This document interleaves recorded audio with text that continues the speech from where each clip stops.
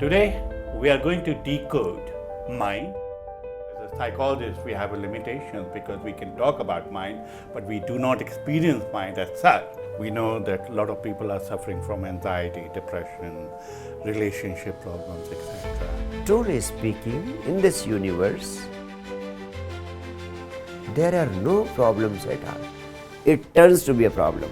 And the whole humanity is suffering from the problem of fallacious interpretation of situations.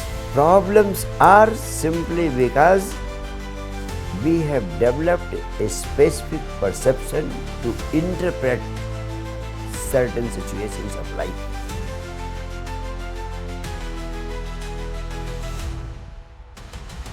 The same thing is happening in somebody's life. When I go beyond mind means, as of now, everybody's consciousness is entangled in mind in the form of association and involvement with the thought. That we can create Buddhas and Krishnas in every house. That opportunity should not be lost.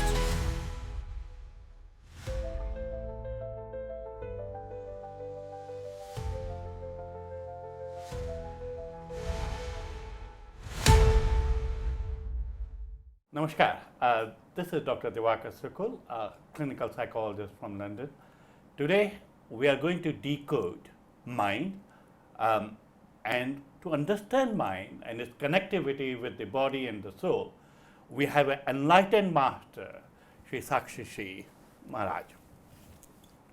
No one can give you the deeper understanding of the mind, because as a psychologist, we have a limitation because we can talk about mind, but we do not experience mind as such. So today, I'm going to ask some questions and try to give you the interpretation of mind and some tools how to bring your mind back to you for your divine progress. Guruji, pranam. Pranam, my heartiest blessings, love and good wishes, Professor Diwakar. I always loved being with you and sharing my life experiences. Thank you, Guruji. Now, I wanted to ask you, Guruji, because these days, most of the people, they have mental health problems. We know that a lot of people are suffering from anxiety, depression, relationship problems, etc. Quite true. Why you think, what is the role of mind? How do we define mind as per your understanding or as per your experience? Well, Professor Diwakar, mind is not any physical entity in your organism. We have got brain, we have got lungs, we have got heart. So there is nothing in our physiology which can be termed as mind. Mind is only functioning of the brain. So functioning of the brain is thinking.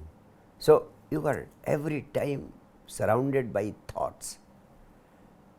So thought is a functioning of the brain. And what is mind? Just as a group of trees is known as forest, a group of thoughts can be called mind. Right. So we go through what we know, maybe thousands and thousands of thoughts every day. Yeah. What is the origin of thoughts? I mean, because you said mind and thoughts are interrelated. A very significant question. The origin of thoughts is only our tendency of verbalizing our perceptions. Whatever we see around us, we try to name it, we try to verbalize it, we try to say it in this form or in that form. So this tendency to verbalize our experience is the root, is the original source of the birth of thoughts. So we understand, I mean, like, I think in... Suppose you see a beautiful flower, and you just see and absorb its beauty and you simply observe it, and your observation goes without thinking, then thoughts can not arise. Thoughts arise simply because whatever you perceive, whatever you see, you want to give words to it. So, this human nature to put our experiences into words is the root cause of thoughts. Suppose you are just involved in the beauty of the flower and you are continuously just absorbing it, you are looking at it without any judgment, then gradually you will find that you are becoming the flower itself, because you are not going to give any words to it, you are not going to express it in this form or in that form. So, when there is no urge to express your perception into words, the thoughts will not arise. You just see and do not try to verbalize it, the thoughts will never arise. So these are some of the, I think you're sharing the techniques possibly from Vigyan Bhairav or mindfulness, where when you absorb yourself. You see, you forget all the Vigyan Bhairav or all the treatises and spiritual texts of this earth. Sure. You simply take it to practice. Just try to watch anything and just get totally involved into the process of watching. Then see what happens. Forget all, because I have practiced it, I have seen it, and you see, our sages and seers, their fundamental practice had been to see the reality. Seeing the reality is the only objective of all search for truth. All search for truth started with one single urge, that the reality be known to me at any cost. And when our sages and seers started searching reality, they felt that seeing things as they are without verbalizing them is the only way, the best way and the right way to be able to see the reality in its original form. We have not been observing the reality throughout our life. We take birth, we live on this planet, we produce children, build houses and then go away, but we fail to have true experience, the real experience of anything of our life which we should have done, because we managed to live with them, we managed to survive with them, but we could not manage to get the essence of all those beauties around us. So, my urge to all the listeners and especially to those who are interested in seeking the truth is they should practice first seeing things as they are without trying to verbalize them. So now I understand the meaning of your name, and so this is the name which is given to you because Sakshi means witness. Yeah. So you're witnessing your thoughts, or you're witnessing something. So you're an observer. You're not a doer. Yeah. Now, most of us, or most of the people, those who suffer from mental health challenges or problems in their life, they are doer, because how to differentiate, because as we understand that mind, when we are talking about the mind, it works through your senses, like eyes 70% or 80%, and then auditory and kinesthetic, etc. But whenever there is any thought that comes into our mind, there is a language. What you said is verbalization. So even inner thought, they have a vibration. Now, how to really make sure that you are not getting absorbed with your thoughts and you become a witness?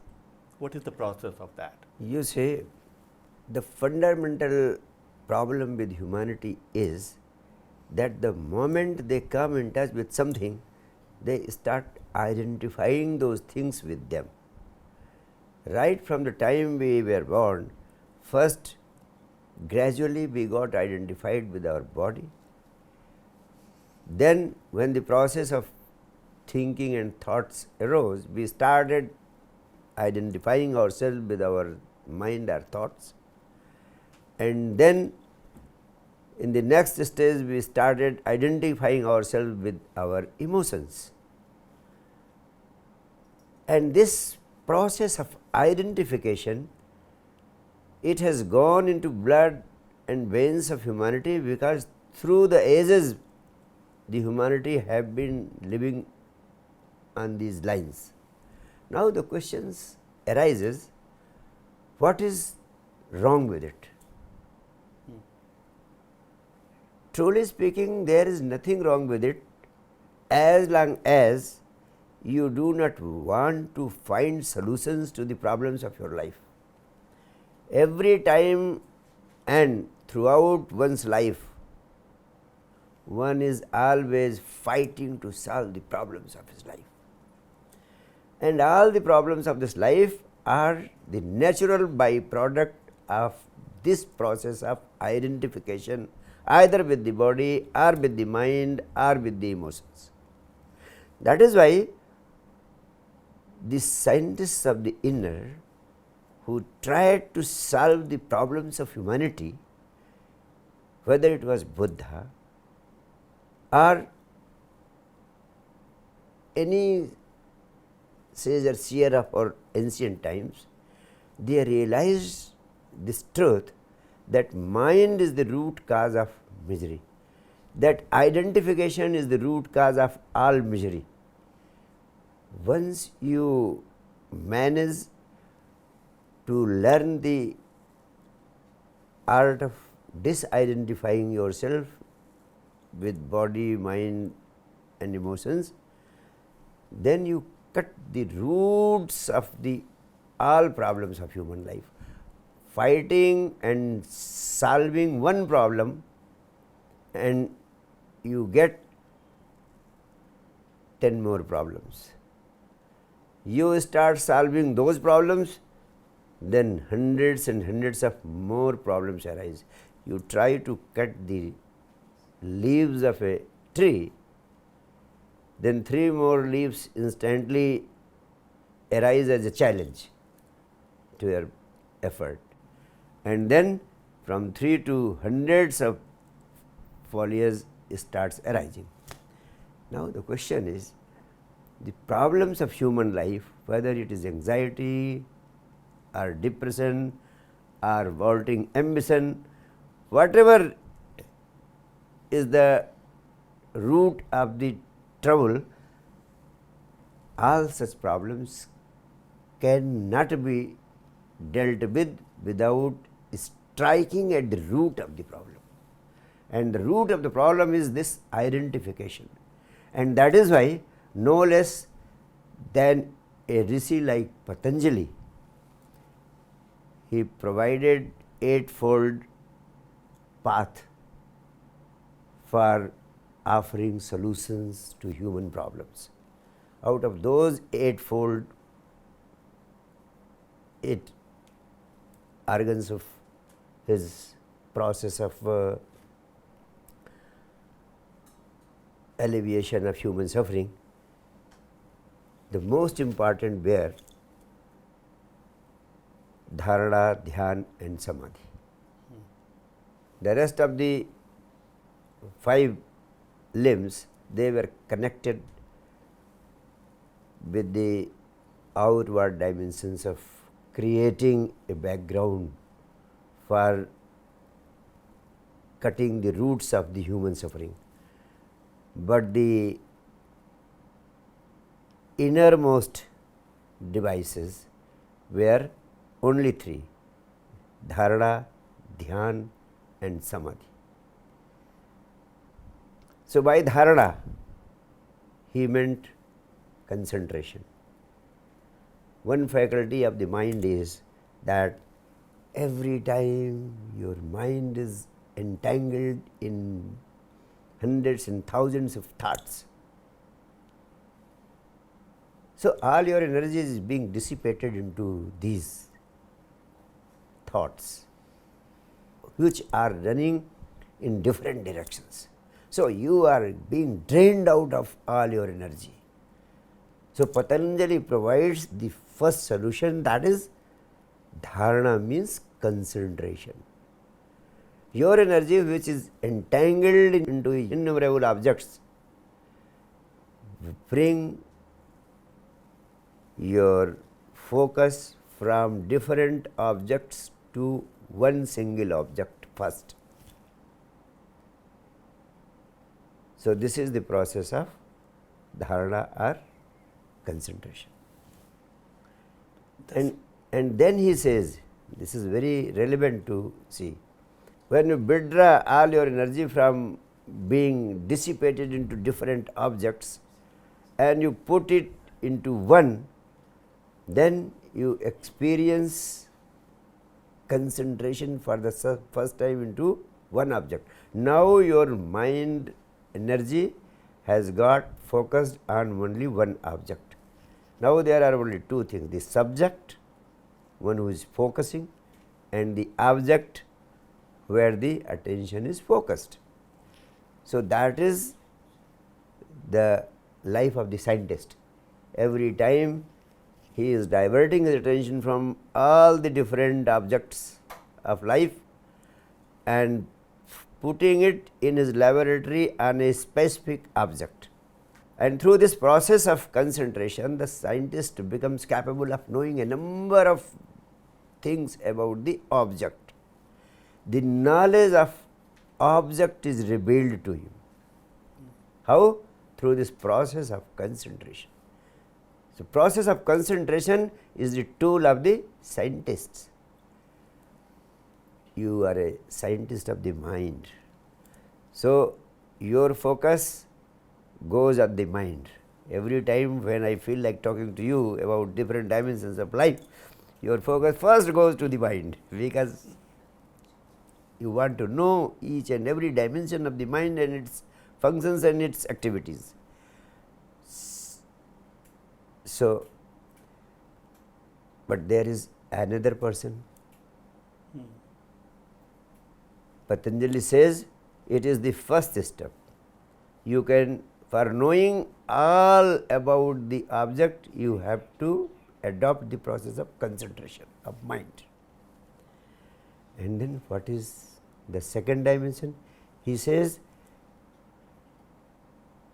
now move to meditation. What is meditation? Meditation means now the mind is continuously focusing on a specific subject, and this continuous flow of consciousness on one object, continuous flow of consciousness on one object becomes meditation. You see, this is a very significant point to understand. Patanjali says, when there is a continuous flow of consciousness on one object, now it reveals everything about the subject. Because for the first time you are coming in total utilization of your consciousness, which is continuously flowing into one direction towards the object. When there is a continuous flow of your consciousness towards one object, the subject means you yourself, and you are only consciousness. For the first time you become capable of knowing yourself, knowing your consciousness. So in the first process of concentration, knowledge of the object is revealed to you. In the second process of continuous flow of consciousness towards the object from the subject. The subject, yani you yourself, become clearly revealed to yourself. And now the third stage is samadhi. Samadhi means super consciousness.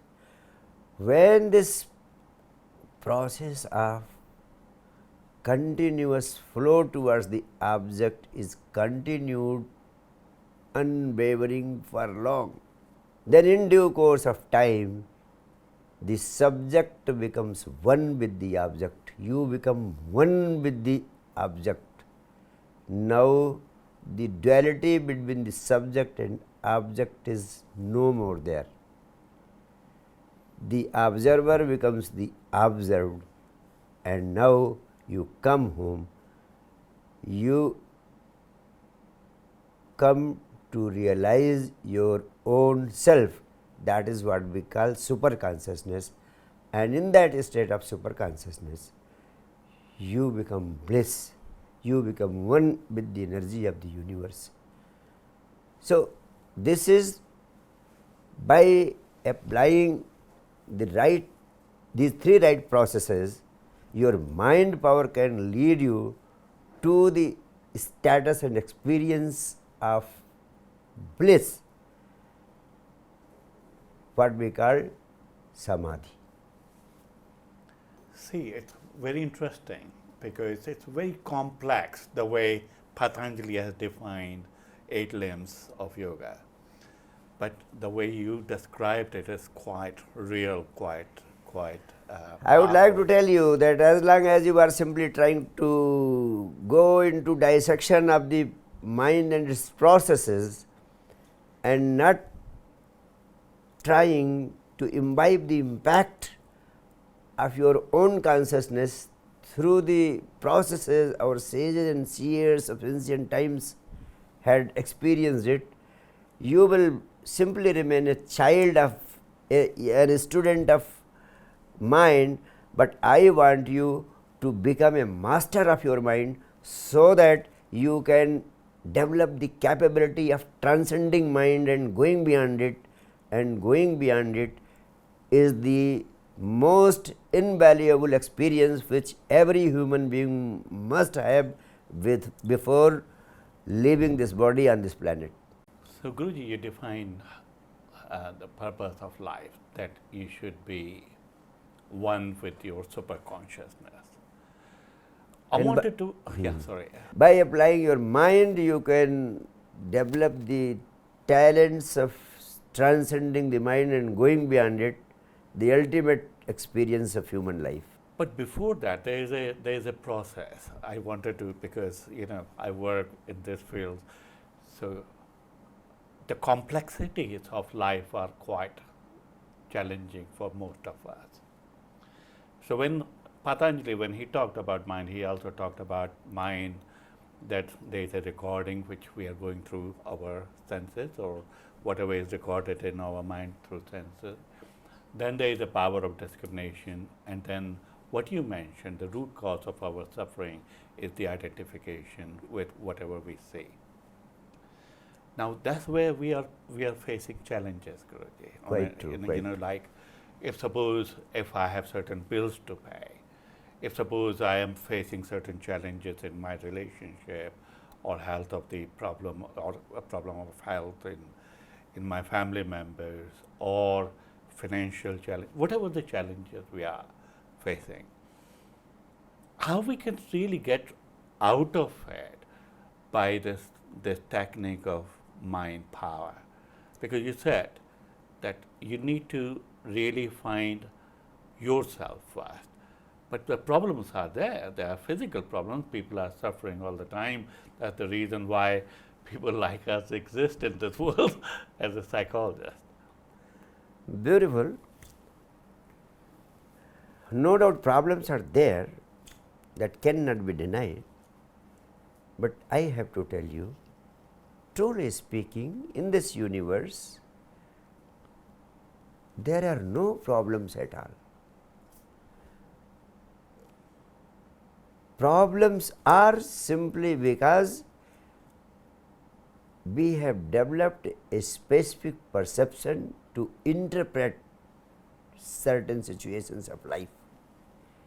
How we interpret those situations,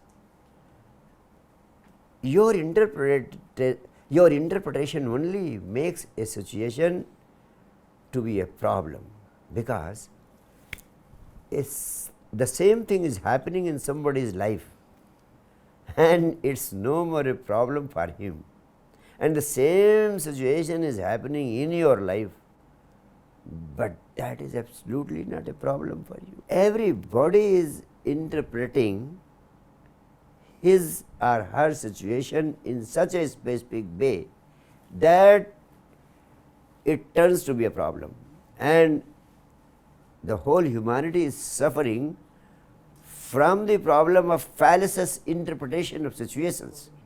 You will wonder, I have very closely observed the problems of people's life. In fact, their problem is simply because of their wrong pattern of thinking, and their problem is simply because they do not know that they are unnecessarily identifying with them, with those situations in such a way that the problem, that the particular situation is becoming a problem for them. Otherwise, the problem is no more there. Those who have experienced the truth of this life, they have said, whatever happens in this universe is always justified. In this universe, no wrong ever happens. Whatever happens is the only thing that is good only. Nothing bad ever happens. Now try to see what they meant by saying it. They simply meant by saying it that our perceptions, our interpretations, our approaches are entirely different. Suppose in India, if somebody happens to fall in love with one's cousin sister or cousin brother, it becomes a very serious offense, and the whole family becomes a victim of suffering, tension and turmoil. But there are communities, a number of communities like Muslims, where people are waiting for some cousin to happen so that they can have a beautiful matrimonial relationship with them. They are happily waiting for such a situation and others are simply disturbed and destroyed by such a situation happening. Why? Because we have been conditioned in such a way that we cannot accept it. Our acceptability becomes a problem, and you see, that is why my all out effort is to decondition the minds of people. If you have trained your mind to act and react in a specific way,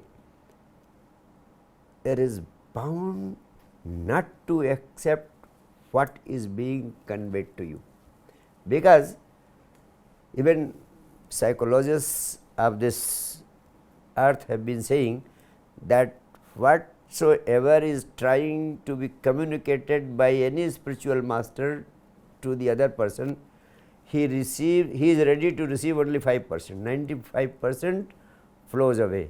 Why? Because suppose the listener is a Muslim, a follower of Islam, if some other person is speaking, non-Muslim person is speaking, then 90% of the content he will not like to align with. And because of the conditioning, because of the sanskaras, he will not be able to absorb and digest.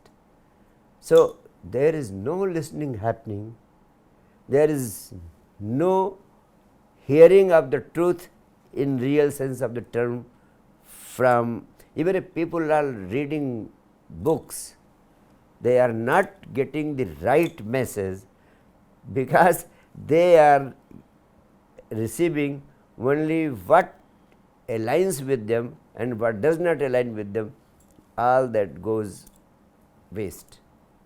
So, what I meant to say, that this conditioning of our minds in different ways is the fundamental factor which determines the concept of interpreting a particular situation, and that fallacious interpretation of the particular situation proves to be the greatest cause of suffering and pain in people's life. So, that is why I say that whatever people have learned, that has got to be unlearned first, and that is the first project of a true spiritual master, that he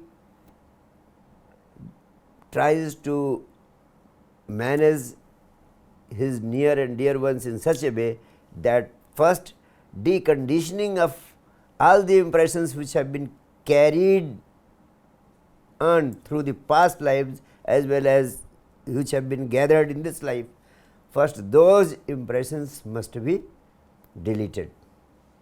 So, Guruji, you just mentioned about something what we call norm.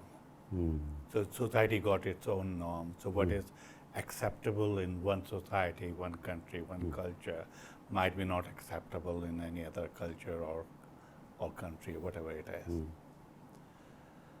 But what I am just trying to understand about these impressions, which are not gathered only in this life but the previous life, and people are habitual.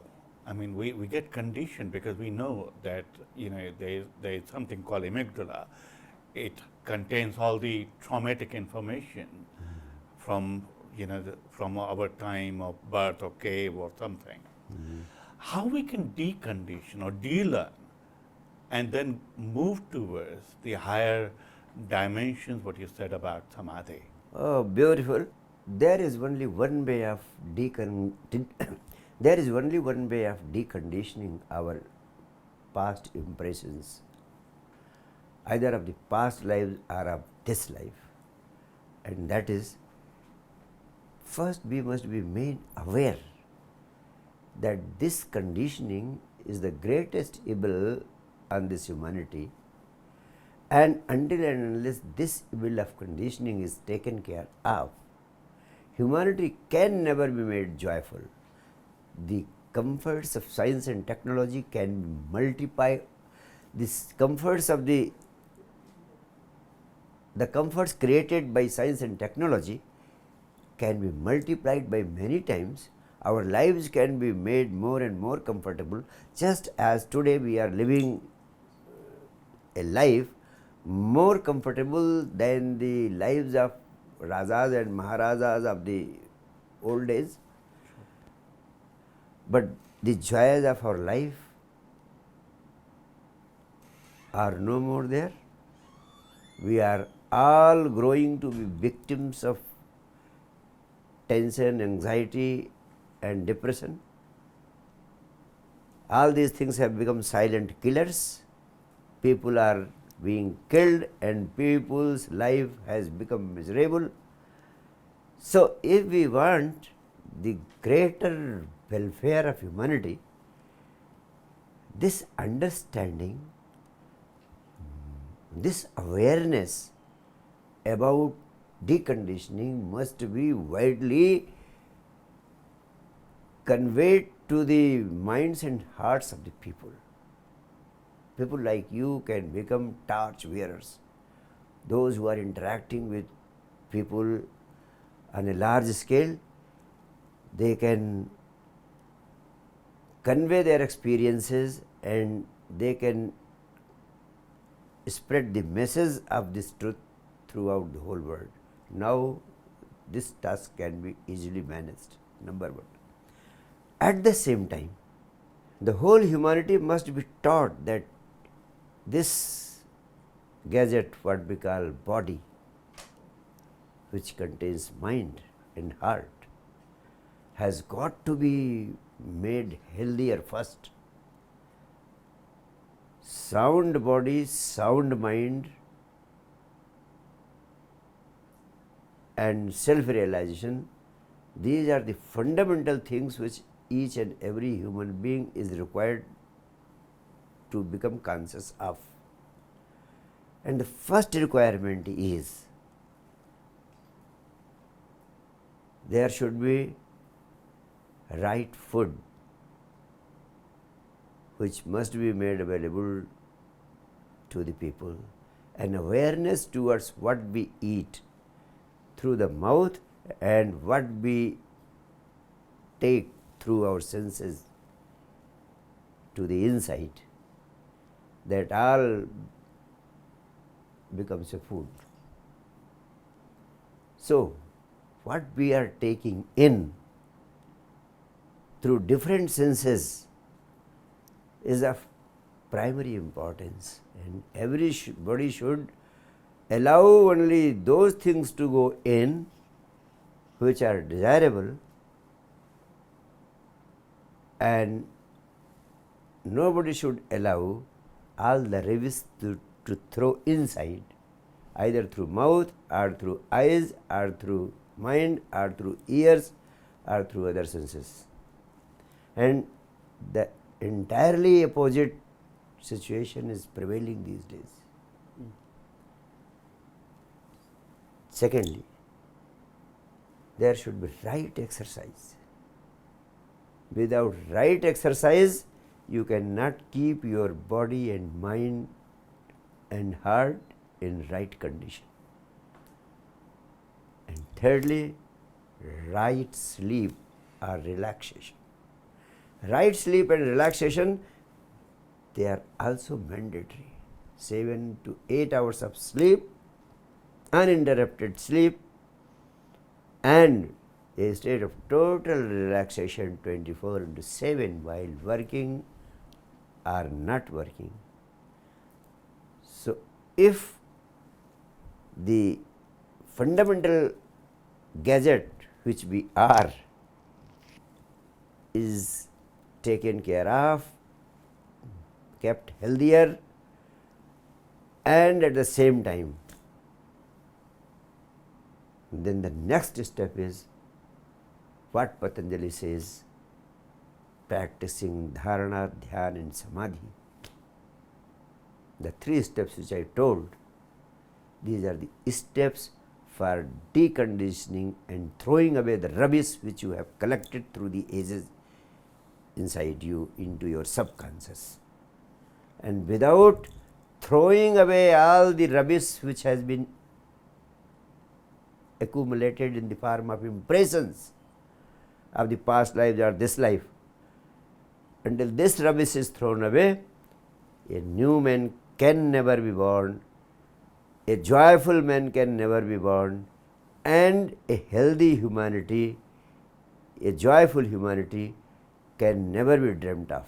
Now, this is very practical, what you're talking about. Obviously, I have tried to offer only practical solutions, and an all-out effort must be made, and that too at the earliest. Otherwise, man will become so much poisoned from his own ways of life and living that this whole humanity will not be able to survive. It will die its own death.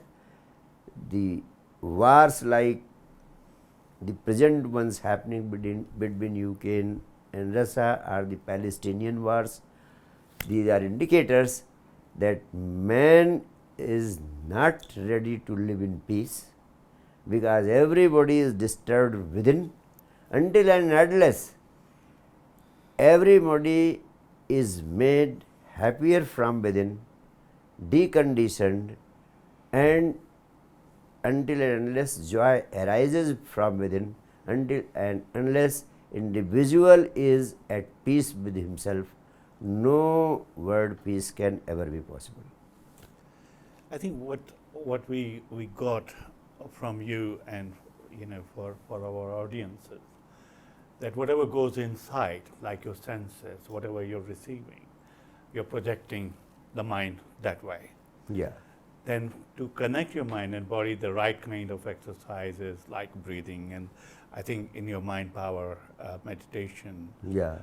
there is a And, way. and also the physical exercises. It is a physical. Your mind is being housed in this body. That is why it is said sound Mind and sound body. sound body. Now we all are conditioned. I mean, there is a habit. For example, now what we call Kali Yuga, yug or time of machines where everybody is really watching their phones and having a lot of sensory input all the time. And in my opinion, a lot of young population, they are suffering from anxiety disorders because of that too. How do we rectify that? What are the practical ways to share that kind of wisdom with this younger generation, or any sort of people those who are very much habitual of all these sensory inputs? You see, I have personally felt that the quick and short tips which we have been giving to people, to our children, about avoiding the misuse of these tools of the modern times, the social media tools which are destroying the mind, heart and soul of the individuals. These quick fix tools are not going to be of any help. Sure. No preachings can help, and no small pieces or big pieces of advice can help. What I personally feel, that the whole generation needs to be taught the importance of meditation. They must be taught the importance of physical exercise. They must be taught the importance of 7 to 8 hours of sound sleep. If you cannot sleep well, if you cannot exercise, if you cannot meditate, you cannot fight the ills of all the social media tools and the mobile problems which are being created in our houses. Neither the parents are free from the problem of Instagram and Facebook, nor their children. So, the only thing that can settle the problem is a well thought out approach to ensure sound sleep, a life of total relaxation, right diet and right exercise.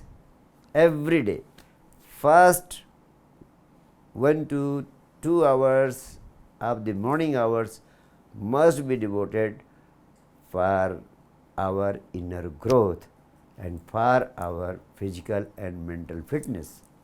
Once it is done and meditation is cultivated and made a mandatory part of our life and living, until this much is done, no short term quick fix tips can ever work. So we are talking about, Guruji, now we are talking about changing the way we teach or education. So now what you're saying, that if we can really bring that kind of awareness in a very early age, where sound meditation, sound sleep, right exercise, right foods or sensory input, we cannot really bring that kind of joy what is needed in our life. But the root cause of our suffering somewhere is also our needs and desires.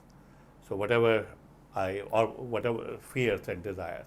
So just in case, whatever I have, and a lot of people, they suffer because there is always fear of losing, or they have a desire to get something in their life. How do we work with that, Guruji?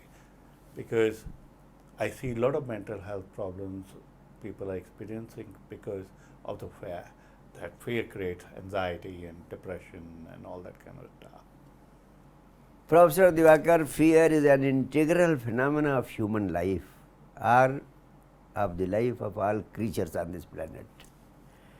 You see, when one is born, either an animal or a human being, in this universe there are problems of survival first. That is why fight or flee came up as the natural device in our lives. So, fear of this thing or fear of that thing is a natural phenomenon. As long as natural fears are there are natural ways of finding solution to those fears. Now with the help of science and technology growing on such a large scale, we have become capable of fighting a large number of fears, and the only fears which have become tremendously dangerous are the fears which have been created by our mind. The fears created by our mind are the fears which are born out of vaulting ambition, that everybody has to do something extraordinary in life. And for that,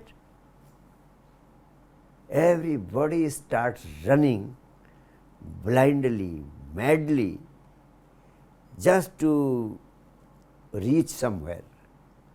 Even without knowing where they have to reach, they are running so fast that they are colliding among themselves. And this collision is creating a great chaos in the whole human society. So I can say that the vaulting ambition, which has become part of life and living of every child, every youth, and every grown-up man, and that is why so much of tension, anxiety, depression, and other diseases are arising. The only way to fight with these diseases is to make people aware of the great message of our sages and seers, that one is born in this life to fulfill certain intrinsic traits.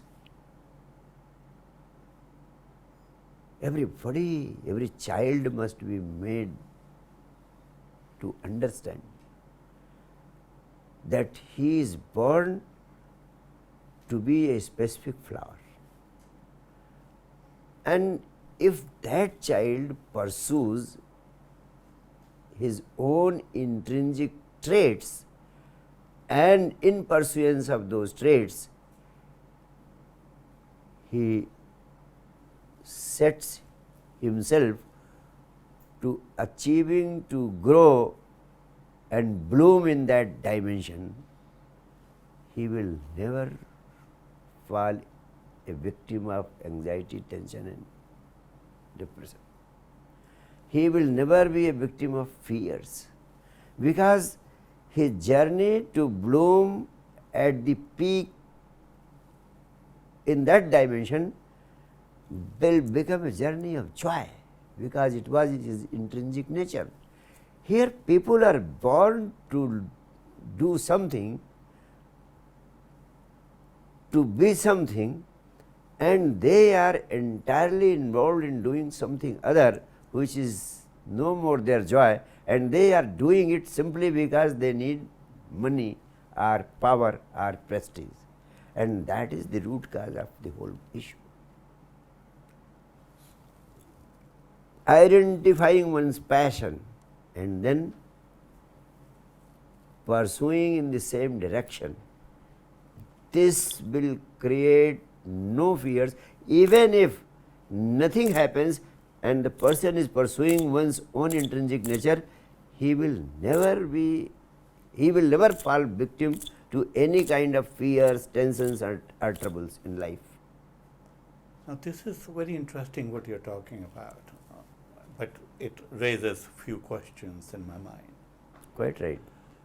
So, what we are saying that every soul is different, or every person who is born on this earth, they have some sort of preconditioned or predestined way of flowering themselves, and then if they understand their intrinsic desire, Yeah. but who is going to teach them? Because look, the education what we have at the moment, it is not about really bringing joy in life. Education is making you more competitive, and education is all about really making you successful in a materialistic way. Whereas what you're talking about is identifying or helping the child to identify what their life purpose is.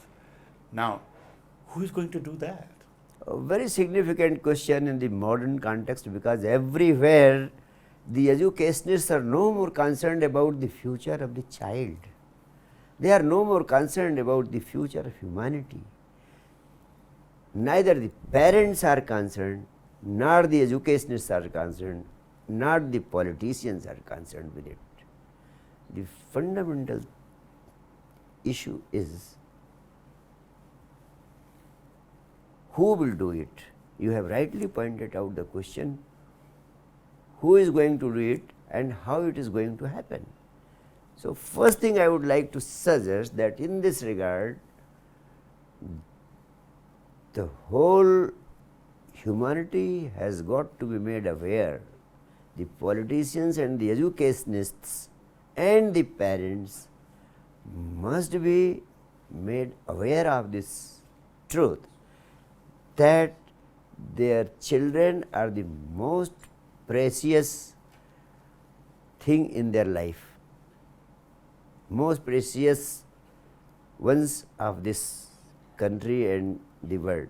So, while shaping the life of the children through education, the fundamental purpose of teachers and the education system should be to help students understand what is their intrinsic nature.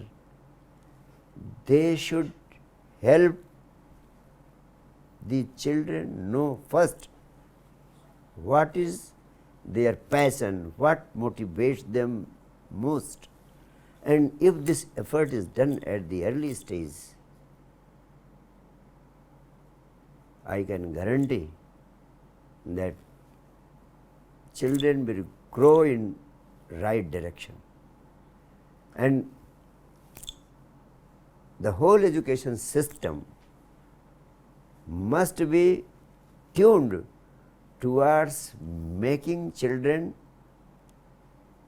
as joyful citizens of the country. The education should not be confined only to become a source of earning livelihood for the children. Today, education has become confined to be a source of earning livelihood. It has no more remained to be a education for drawing the best out of them and developing them into a blooming flowers. So, you see, at the root, this education system must undergo a drastic change. So, Guruji, I think the real challenge what we are facing here is not only educationists but also the parents and the politician and the overall system what we have developed in this world, which is based on success, and success is defined by materialistic possessions. Obviously. Instead of what is considered, what you're talking about is the joyful state of mind. Now, what kind of role people like yourself, those who are enlightened master, can play to change this whole mindset of the humanity? As I told you earlier, Professor Diwakar, the ailments of humanity may be many, in thousands and millions. but the remedy is only one, and that remedy is meditation.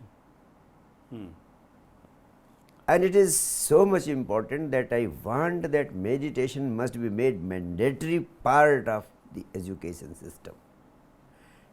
Even today, no doubt, in the name of yoga, people are celebrating International Yoga Day, but even International Yoga Day is being celebrated as if yoga has been reduced to become a physical parade or physical exercise. We understand about yoga. Yoga is a union between mind and body and soul. Now, how do you define soul, Guruji? I mean, so what is soul, and where the mind stays when we leave the body? Where mind goes? Oh, very interesting. In fact, Professor Diwakar, what I would like to say on my own authentic experience, what we call soul is simply the consciousness which is activating this body and making it alive. Even after death, the body is lying, but we say the person is no more, simply because the consciousness has gone. It is the consciousness which provided energy to the body and which became a source of activity of the whole body system.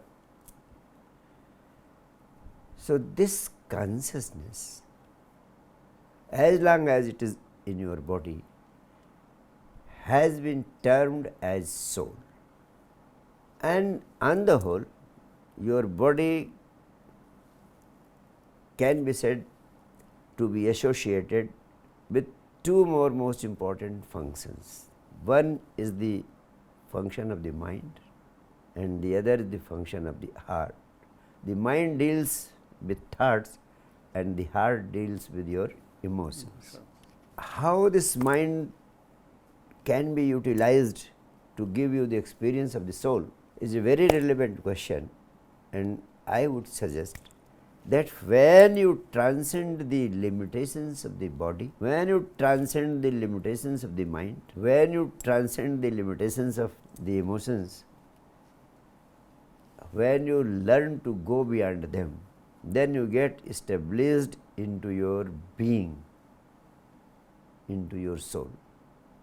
Now see what I said, try to understand it from another perspective. When I say transcending your mind, when you go beyond your mind, who goes beyond your mind? The mind is the functioning of our brain in the form of thoughts. So once you develop the practice of observing your thoughts without judgment, you can go beyond your mind. Observation without judgment is the fundamental tool. Likewise, when I go beyond mind means, as of now, everybody's consciousness is entangled in mind in the form of association and involvement with the thoughts. Every time human beings are involved, absorbed and entangled into their thoughts, they are not free from the thoughts, even for a single second. Every individual is every time entangled into this emotion or that emotion, emotion of sadness or joy or sorrow or this or that, depression, anxiety, whatsoever, these are emotions. So every time one is entangled with emotions also. So you are entangled with your thoughts, means you are entangled with your mind. You are entangled with your emotions, it means you are entangled with your emotional part. So your energy, the consciousness is the same. The consciousness is 24/7 living into your thoughts or getting entangled into your emotions. There is no energy left which can have any experience of your being. Center of your being. Center of your being is soul. So once you become capable of freeing your energies from entanglements with the thoughts and from entanglements with the emotions, then your energy spontaneously, automatically has to go somewhere. Then it goes into your being. Now your energy falls to the source. That is what we call now the consciousness which was involved into thoughts or emotions has been freed from thoughts and emotions. Now it will spontaneously slip into itself. That is, the observer which was involved and entangled into thoughts and emotions has become free and has come home to the source, to its source, that is to the being, to our soul. And this is coming home. This is what we call ultimate freedom.